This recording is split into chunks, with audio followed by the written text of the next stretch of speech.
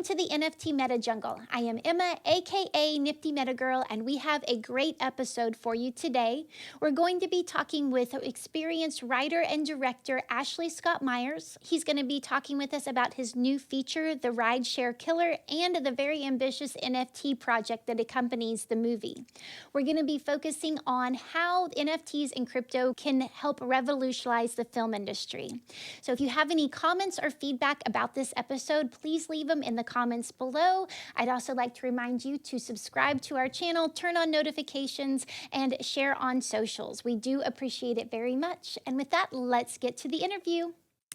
Hello, everyone. I'm really excited to be with you today. We have a really special guest, and I'm super excited about this interview. We have Ashley Scott Meyers, who's a professional writer and movie director with us. We are going to be delving into the subject of how crypto and NFTs are going to help revolutionize the film industry. So very excited about this topic. And Ashley has a new NFT project centered on his new feature called Rideshare Killers, and we're going to be talking a little bit about his background, and then also really how crypto and NFTs are going to really help revolutionize, especially the independent film industry. So hi, Ashley, would like to welcome you to the show today. Well, thank you. I really appreciate you having me on. This is exciting. Yes, we're really, really glad to have you with us because we mentioned just a little bit as we were chatting beforehand, but with the film industry, this is something that I think many creatives have been working on ways in which they can be more independent for a long, long time. And so like we're seeing with other elements with creatives, the NFTs do kind of add an opportunity to be able to have more options for being able to reach the end user with their particular projects. And so I think that this is something that we haven't seen a lot in the NFT space, but I'm really excited to hear about your experiences and see how we can help share those and maybe generate some ideas for some others as well. And so just to kind of kick off, I know that you have been involved with screenwriting and creating films for a couple decades. Would you mind telling us a little bit about your background? Yeah, sure. So, I mean, I think I'm a pretty standard, American guy. I grew up loving movies and always had the dream of being a screenwriter. I grew up on the East Coast, so I wasn't around it at all. But, I graduated college. Me and a buddy just threw everything in a pickup truck, drove across country and said, okay, we're here, we're ready to be screenwriters. And, it took a few years just beating the pavement. But eventually we sold a script called Dish Dogs. It was a great experience, kind of a low budget movie. And just over the years, I've continued to write and eventually got into directing. And just exactly what you said, my most recent film, The Rideshare Killer, starring Eric Roberts, Academy Award nominated actor Eric Roberts. We did that movie. We shot it right before COVID and then did post-production during COVID. And then we released it this year. And so we just started thinking about, what could we do in the NFT space to kind of, just bring into that. I started to get into NFTs really through TikTok. My kids were on TikTok, so I started watching TikTok, and the algorithm starts giving me all this crypto stuff. This was probably a year and a half, 2 years ago. I started getting that, so I started to learn about that. So I'm sort of new to the crypto space. Definitely not an expert in NFTs and cryptos at this point, but I've been writing and directing now for decades. So I think it's a good sort of synergy, just trying to learn about this, and so I'm really open to ideas. If you have any ideas, or if any of your listeners or viewers have any ideas as well, I'm easy to get a hold of. info@sellingyourscreenplay.com. I'd be curious to hear any kind of ideas that you guys had. Anyways, so what we did with this film is it's an 84-minute film, and I just started thinking, like, what would I like as a film fan? And I see a lot of other films trying to do stuff with crypto and NFTs. A few years ago, it was all these, initial coin offerings and people were trying to raise money, but it was always people trying to raise money. And same thing now with the NFTs. There's been a number of success stories in the film business where people put out NFTs to raise money and then shoot their movie. And obviously this can work because we're seeing people do it. But as a fan, I always was left sort of just a little bit left wondering, like, what is the value for the fan? I mean, you're giving money before the film's done, before you can see the film. If you have a following, you can go, if you have a following, you can bring people into that. But I don't see that it's inherently different than a Kickstarter campaign. I mean, you're basically just giving some money to a creative, hoping that they'll do something cool with it.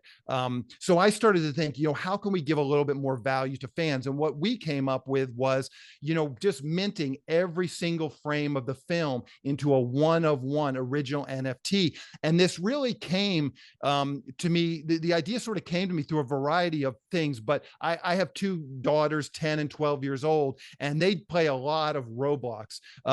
And in Roblox, there's a number of different games that they play. One of their most popular one of the ones they like the best is called Adopt Me. And the whole sort of purpose of the game, there's probably nuances to the game that I don't even understand, but as best I can tell, the main sort of aspect of this game is collecting pets and then trading these pets with other people. And you can actually put in real money to buy these pets. And the pets range from, a simple house cat all the way up to a very exotic, some sort of a dragon or something, and they have holiday pets, but so they'll constantly put out new pets for a holiday season. You can collect these things. But the bottom line was I saw just how interested and how excited my kids got over these digital collectibles. And they're 10 and 12. There's no they're not trying to make money or just, but there is an element of trade. I'll trade two of these for one of these and stuff. And they just got excited about it. It was just a fun thing. There was another game that they play called Murder Mystery 2. And my youngest daughter was really into that. And she was getting me to go buy outside of the game one of these things. You buy a digital asset. It's like a gun or a knife or a shield or something. And then then it was very kind of hacked together. Then you go into the game, you find the person gives you the thing after you've paid, and you go to this Discord thing. So it was the things, but again, I could see there was some real potential. Like the kids have no problem understanding and valuing digital assets. So again, then I just started thinking about what can I do to give some value to collectors. And so I just put it on myself. What would I like to have? What would I like to own as a collector, as a passionate film fan?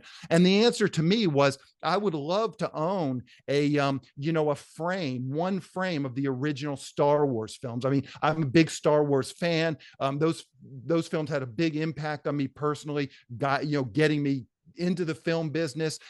So to own one of those, I think would be super cool, as opposed to some sort of artwork, like owning a piece of artwork that's somehow peripheral to the film. That could be cool, but it just isn't quite as exciting to me. So that was my idea. So I go to my other producing partner, Tony, and I pitched the idea to him, and he said, yeah, it sounds like a good idea. So that's essentially what we did. It's an 84-minute movie. There's 24 frames per second. So it's 119,170 individual frames. We output all the frames as JPEGs, and we minted every single frame as a one-of-one NFT on the Polygon blockchain. There's no lazy minting. We actually minted these onto the blockchain, paid the gas fee, and got them all minted. They're now available on our website, the ridesharekiller.com/NFTs. So that's kind of where we're at. We've done this project, and I sort of see it as the future for films. Again, I really think it's something that fans will enjoy. They'll be able to share. I see in the not too distant future,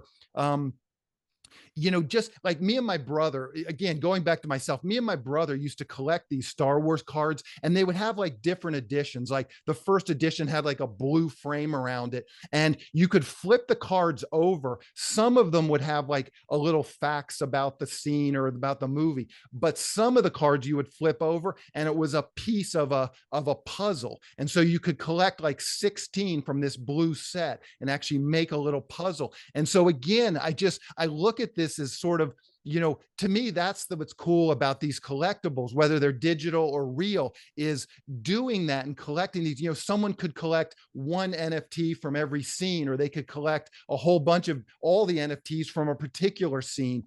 So there's a variety of ways that I think collectors could kind of get into these. And, there's tons of these things. 100, we have almost 120,000 from our short 84-minute movie. So I also felt like part of crypto, to me, sort of the ethos of it, is this sort of decentralization idea. And I had a filmmaker on my podcast who had minted, 10 or 20 frames from his film into NFTs. And I asked him that exact question. I said, well, why didn't you just mint the entire film into an NFT, every frame into NFT? And he had, some very logical responses. For instance, he said, well, some of the frames are blurry, some of them I didn't think are cool, and some of them are just completely black. But to me, that was sort of the eureka moment where I felt like, actually, I think it's the fans who should decide what frames are cool and what frames are not cool. It's not the filmmakers. It's not going to be Disney that decides. And ultimately, these films, they become iconic. Some of these scenes, I mean, imagine, there's so many iconic scenes from the original Star Wars, the Death Star blowing up, or Luke Skywalker looking at off a Tatooine with the two suns. I mean, if you own some of those frames, I mean, it'd just be a cool thing as a collector to own. So again, it just, all of this sort of wrapped in. And that was, I think, sort of my eureka moment, where he was sort of saying, but I don't see it as that. I see it as that's part of the coolness of this potential. And literally the first frame of our movie, it's just a black card. I mean, there's always a little bit of black at the front of a movie. So the first, 5 frames are just black cards. Is anybody going to buy those? Who knows? But again, it's part of the film. And I think that there is a certain coolness to having those frames. And I see it very shortly. I see a world where, people will create apps. So you'll have an app on your phone where you can just show your friends all your NFTs. You can go through them just like photos and show, hey, these are all the NFTs from this movie. You can organize them. And no doubt you'll be able to trade them. Like, this was the fun for me and my brother. We would trade them amongst ourselves, but then we would go to school and we would trade the NFTs with our friends at school. And again, just exactly, we would have duplicates of this. So we would try and trade some of these and put together that puzzle and stuff. So to me, that was the fun of it. And I hope this idea sort of facilitates. This is sort of a modern version of that. And obviously there are some potential, financial benefits. I do think that these assets could potentially go up. I mean, obviously, if you had one of the frames from an iconic movie like Star Wars, I mean, who knows how much those would be worth? Probably millions, to be honest with you. But I like to downplay sort of the financial stuff. I know that's what a lot of the NFT people are into, but to me, it just is more about, I don't look at these as any kind of like financial securities. There's always that question about crypto and stuff. I really see them much like baseball cards, potentially. I mean, baseball cards, the ones that are really prized, they are worth tens of thousands or even hundreds of thousands of dollars. But for the most part, they're a collectible that you can kind of just enjoy. You can make collections and share with your friends, share with your family, other collectors, go to conventions, that sort of stuff. So to me, that's sort of the world and the community that I'm sort of thinking of building around the Rideshare Killer. Anyways, I don't know if that's your answer, but it's getting a little long-winded, but that's sort of the idea. And that's sort of what we've done. And as I said, I think we're the first to do this. I think just nobody's ever minted every single frame of a film, of a feature film, or even a short film that I know of into a one-of-one NFT. So, potentially I think there's some historical value to what we've done, but hopefully it just can get other people thinking along the same lines. And maybe there can be a whole sort of cottage industry of films with NFTs, and you can start to get these frames. I think we really will see more and more people coming in and being able to create opportunities based off this, and I think it's also really interesting because, like you mentioned, there's so many projects that are doing this to be able to fund what they want to create, but going ahead and having something that's already been created and being able to utilize this opportunity with that is a really great way of being able to maybe fund additional projects, or also start getting some understanding for the particular film that you have created. Because traditionally, how would once you've created a project and or have a screenplay, what were some of the normal ways about going ahead and getting funding if you wanted to produce it yourself? Yeah. So, and I've done all the, all the different types probably that you could think of. The very traditional route for screenwriters, like, everybody has an idea. It's not that hard to turn it into a screenplay. And so then you're left wondering, well, what do I do next? Sort of the typical things that I recommend is you want to enter some screenplay contests. Those are usually not terribly expensive, 30, 40, $50. You enter contests and you at least start to get some feedback. There's a lot of different sites like Stage 32 where you can meet other screenwriters. I would highly recommend that. Just meet some other screenwriters, read their screenplays, give them notes, send them your screenplay, get notes, build a community of other screenwriters so you can share notes and sort of just understand how other people are thinking, how other people are perceiving your stuff. And then as you go upstream, you can start to submit to producers, directors, even actors. You can submit to agents and managers. If you win one of these contests, that gives you a little bit of clout. So then when you start pitching to producers, agents, managers, you can say, hey, my script was a quarterfinalist in this contest. And that gives you a little more chance of getting read by an agent, manager, or producer. There's a lot of ways you can build these lists. And to be honest with you, a lot of the skills I've used to market my own screenplays have really been utilized to market my own screenwriting podcast. And now I'm using them in a similar manner to market this NFT project. So it's pretty much just marketing 101. You need to just build a list. And there's a variety of ways of doing that. But I would say the cheapest, easiest way of getting contact information, if you really feel like your script is ready to start being submitted, is just join IMDb Pro. It's like maybe $15, $18 a month. I think they even still give you a week or two for free. And like I would say 80% or 70% of everybody in the film industry is listed in there with an email address, sometimes a phone number, sometimes a fax number. So you can go in there, you can find people that have produced, executive produced films that are similar to yours. You can get their email address and you can just cold email them. And you can just ask them, hey, I have this thing. Do you hopefully have a really good, well-crafted log line? And you can just pitch them the screenplay. Sometimes they'll request it and read it, and then hopefully they'll option it and go and produce it. I mean, just to give your audience some, idea of the scope of this, though, it takes a lot of cold emails to get one response. And so people need to really understand that. And I get a lot of emails from people that say, oh, I submitted to, 50 places and, no one got back to me and stuff.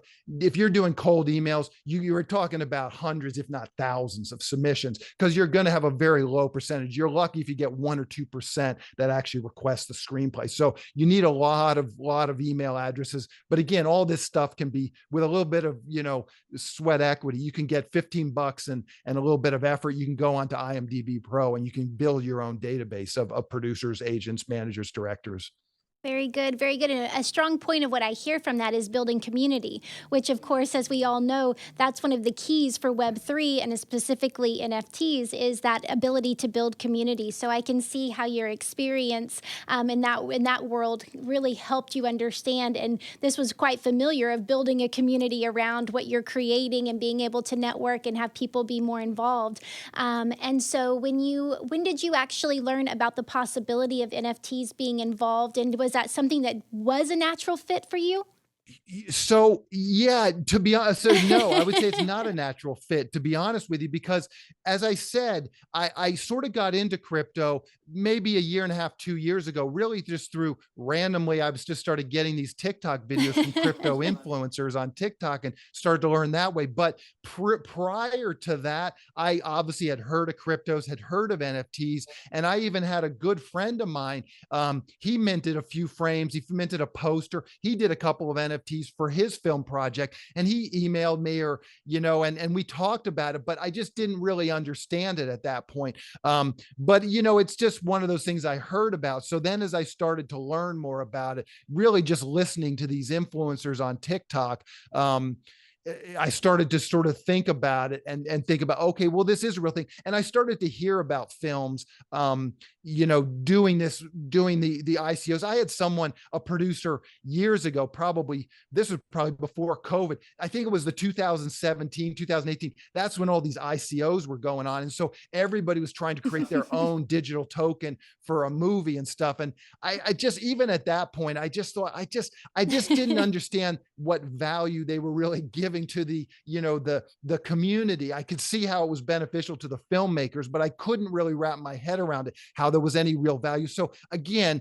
I mean, we just saw what happened with the Trump NFTs. I mean, we can talk about those, and obviously he's got a huge following, people that are passionate about him. So I give him credit for that, but I don't see that he created anything that really offers his community value. Maybe, I mean, maybe the people that bought them love them and think that they're awesome, but it felt like a money grab to me. And I think that's what a lot of these projects have felt like to me. So that's not, I mean, everybody can come on and say, oh, I'm not in it for the money, but truly, I'm not in it. I'm not looking for just a money grab. I just want to do something cool. I want to promote my film. I want to create a community around what I'm doing. But these other things just didn't, they just didn't quite, sync up with sort of what I was thinking about or what I was trying to do. So I wouldn't say it was a natural fit. It really took a while, to kind of wrap my head around. And as I said, that story, seeing my kids, seeing how they dealt with digital collectibles and how much they valued them, and was all sort of part of, I think, this process. I mean, I'm a little older, I'm 50 years old. So, it's a lot of my friends that I talk to, they just have blank stares, and it's the same thing. They just, well, what do you actually own? What are you actually getting? And, just for older people to wrap their head around that, I think is difficult. And so I think that's part of the issue, where a lot of the people creating these early NFT and crypto projects with films, they were older people that didn't necessarily understand crypto that well. So it became it was more self-serving for the filmmakers, but I didn't really understand how it was adding value to the film community, the film fans. I think you bring up a great point, because yes, for something to really take off and be successful, you need to have a reason to do it and buy-in from your community, and to be able to have a reason for them to participate. And so is there ways that you're launching this project so your fans have a way of being more involved? Does it put them into some sort of community and on that side of things? So, honestly, no. Uh-huh. And not because I don't think it's a good idea, but really just for the technical limitations. We just weren't set up to do that for this first pass. But I definitely think in the future, that's definitely going to be a big part of how NFTs and films intersect. And I ran in all my research. I did run into I can't remember what it was called, but they had produced a bunch of NFTs. And by owning an NFT, you could then log into their website and watch the movie through their website because you own the NFTs. And for sure, I definitely think that's something I wish we could have included with this. But we just didn't have the resources to write a custom smart contract and to build that end out of the website. But I do see that as a big part of this, building a film community, especially films like Star Wars or horror films that really generate a real community around them. I think those filmmakers and those production companies, they will be able to build these sort of hubs where you buy an NFT for the film, and that gives you access into this hub, much like the Bored Ape Yacht Club. It's more than just owning a digital collectible. There is some definite advantages to that. You're into this cool club of people.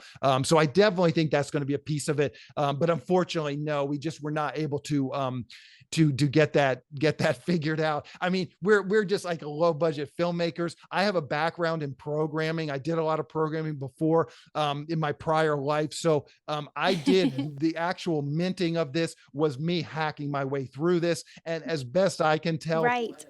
nobody has done 120,000 individual NFTs in a collection. So It was not easy to do just from a technical standpoint. So it I'm was sure, difficult for us yes. to take on more than just actually minting them. Yes, absolutely. Well, and I can also see the opportunity at that point to create your community with an initial project, and ways in which that a community can actually help support the future projects related to what a filmmaker is creating or a screenwriter is creating, to then be involved. Have the chance of, oh, there's knowing more directly that there's another movie coming or another project being worked on, and being more involved with that project as it's coming online. And it is really interesting to see how the community can be involved with it being token related or NFT related, of being able to have access to a community based on that. And there's a lot of really fun things, I think, for creatives to be able to do with that aspect as well.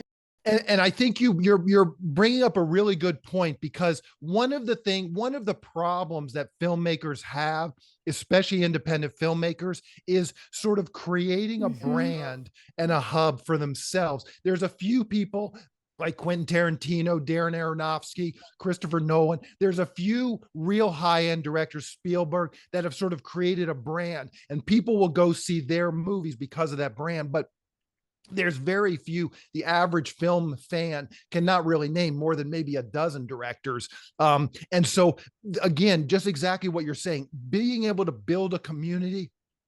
And with like horror films, you could create sequels, Exactly. and if you build this community and you can build a hub for those fans to interact with the filmmakers, be a part of the sequels, I think it would just be a great thing. And then you really bring your audience along for the ride. And that's always a thing as an independent filmmaker. Every project feels like like you're reinventing the wheel. You start over from scratch, and you kind of, yes, some of the people come along, but there's not that thread kind of pulling them along. A rock band, when a rock band comes out with an album, but then it's like, the other albums are under this umbrella of the rock band, and that's not really how film works, although it could work that way. And I think the NFTs, this community aspect, can be a big part of that. Is that you can have the director or the producer, and then they can produce these movies, and then fans can kind of plug in to that community, and hopefully they can create, as I said, these brands for themselves, like a Star Wars. Maybe there could be an independent Star Wars, a sci-fi trilogy or something that's inside of this NFT community. Definitely, definitely. I think that's a really exciting way too of being able to give creatives some of the control of what they're creating, and also really develop that community where traditionally that hasn't really been mainstream.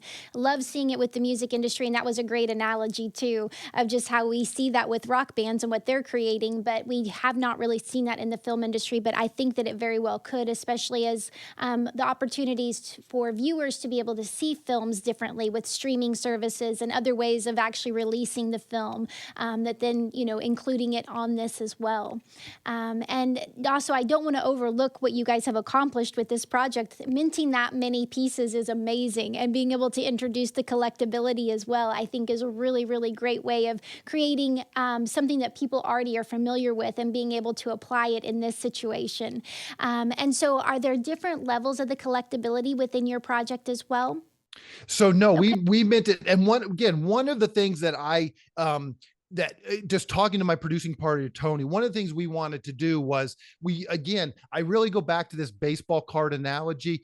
We wanted to offer them as cheaply as possible, so most of them are only $5. They're 5 matic. We did, as I said, we used the Polygon blockchain, and right now it's about 1 to 1, so they're about $5 US dollars, which is also about 5 matic. Some of them, I apologize, some of them got minted, and again, it was this automated process. Some of them got minted in 5 ETH, which is obviously a lot different than 5matic. So we've got to go back and change some of those. It's just an error on some of those mintings. But for the most part, 90% of them are just 5matic. So roughly around $5. So we wanted to keep these very inexpensive and accessible so that people could get into them, trade them. And I don't want to create something that feels privileged. Like, I mean, I understand that like Star Wars, those would be worth tens of thousands of dollars and stuff. But I think part of the coolness of this is that there's a lot of them. There's 120,000 of these things. And, everybody could potentially own one for just a few bucks. And I can't remember how we decided on the $5, but that might have been the minimum that Rarible allowed. Like, I think we were okay if we could sell them for $1. We just want to create a community and start to get these things out there and show people sort of as a proof of concept of how this thing can work for films. So we've tried to make them, as I said, super accessible and as cheap as possible. That's great. That's great. And for seeing the film, what is a great way for people to actually watch the film?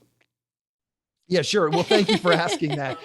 So it's available, all the digital platforms. If you want to see it for free without any kind of a subscription, you have to watch some ads, but it's on Okay. tubi.tv. That's a great way to watch it. And the ads are really not that obnoxious. As a producer, we're able to actually send in a little list. So they put in the ads at fairly appropriate times. And I watched it myself just to see how annoying the ads were. Really wasn't bad. So that's a free way of doing it. We're on Amazon as well, Amazon Prime and those sorts of digital platforms you can find us on. I don't think we might be on iTunes. I'm not really sure about that. We're not on Netflix or Hulu. Those platforms have become increasingly difficult to get on. So independent films, you're seeing less and less indie films like mine end up on Hulu and Netflix. Unfortunately, they're really leaning into the original content as opposed to low budget indie films. But all the digital platforms like iTunes and Tubi TV and that sort of stuff. Very good, very good. And the premise of the movie is this is based around a rideshare app, and there's a serial killer that is taking the drivers out to then reach their customers. Is that right? Exactly. Okay. Correct. And it centers around sort of the team that's building this app, and they sort of have to solve the mystery of who it is. So it's a horror thriller mystery. We have a really what we consider to put together a really great horror cast. As I mentioned, we have Eric Roberts, who's an Academy Award nominated actor. We have Tuesday Knight, who was one of the leads in Nightmare on Elm Street Part 4. We have Oliver Robbins, who people might remember from the original Poltergeist. He was the little kid, that very famous scene where he's with the clown. And in fact, they actually did an NFT collection for that with Oliver. They did a whole NFT collection with that clown and sort of in the poltergeist spirit and stuff. So we put together a nice cast. Yeah, just of good horror people.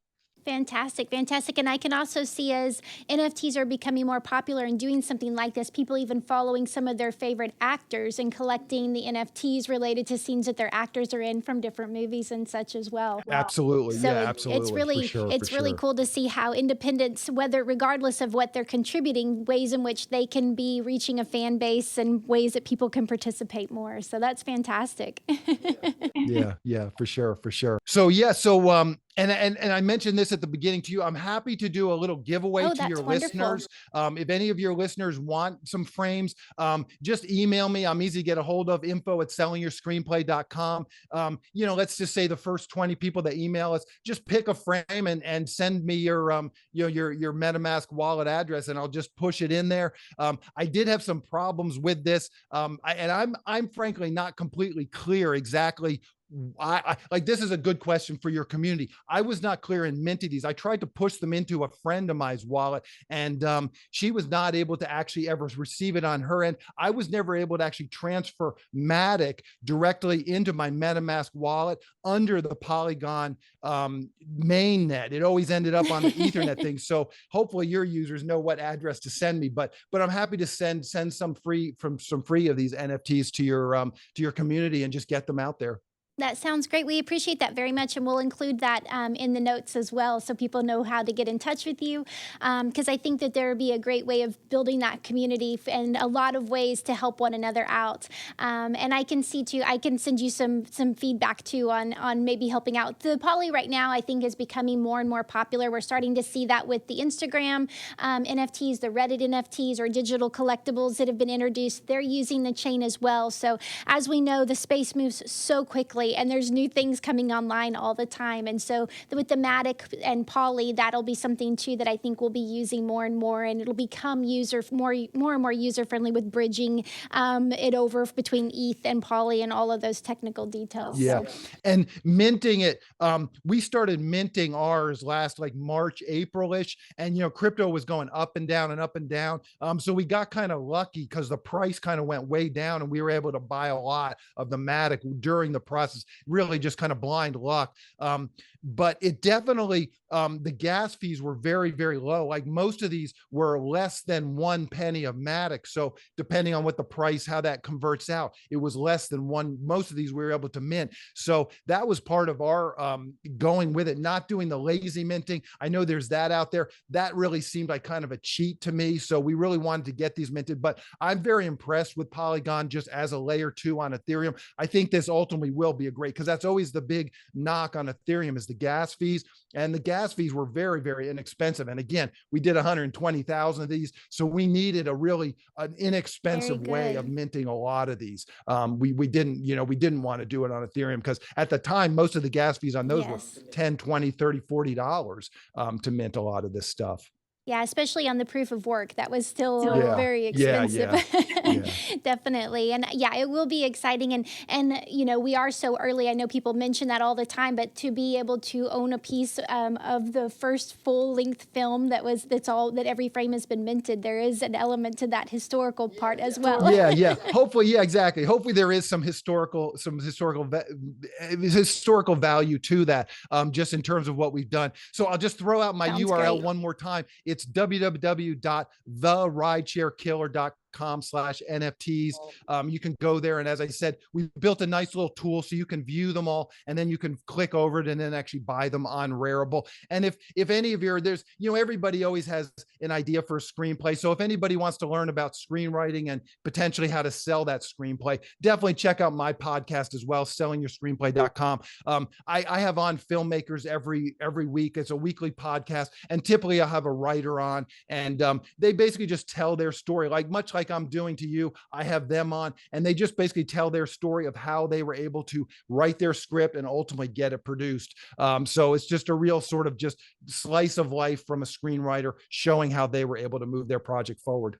Oh, that's fantastic. And I've enjoyed watching a few of the episodes. So we'll enjoy doing that some more. And I'm glad that we can share that with our audience as well, because we do have so many people that are creative that may be in one genre now, but are also involved in other genres as well. So it's a great way of being able to learn from one another and network and build that community. So, perfect. Yeah. And so I'm really, really glad to know how everyone can connect with you better. And I think this has been a great intro into seeing how NFTs and crypto can help revolutionize the film industry and see some new opportunities, and love being able to get to the creative level rather than it being at a studio level, being able to give those opportunities to really be able to create what you would like and be able to reach the people that want to consume it, I think is really, really powerful. Yeah, as do I. And I really think that's, they talk about the decentralization and just the democratization of things. And I do think crypto and NFTs really can help the independent film community. I mean, I definitely think there'll be a place for them at the studio level as well. Certainly Disney and the big studios are going to want to get in on this as well. But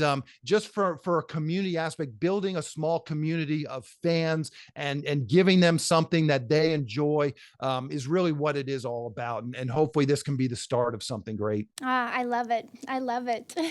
Well, perfect. Emma, I really appreciate you having me on too. And this is my first interview in the crypto space. Yay! So again, this is really appreciated. Well, we're so happy to have you join us here with MetaJungle today, and loved learning more about the movie and what you guys are doing, and especially with it being the first one fully minted. And we wish you lots and lots of luck, and encourage all of our listeners to check it out. And we'll be watching. Perfect.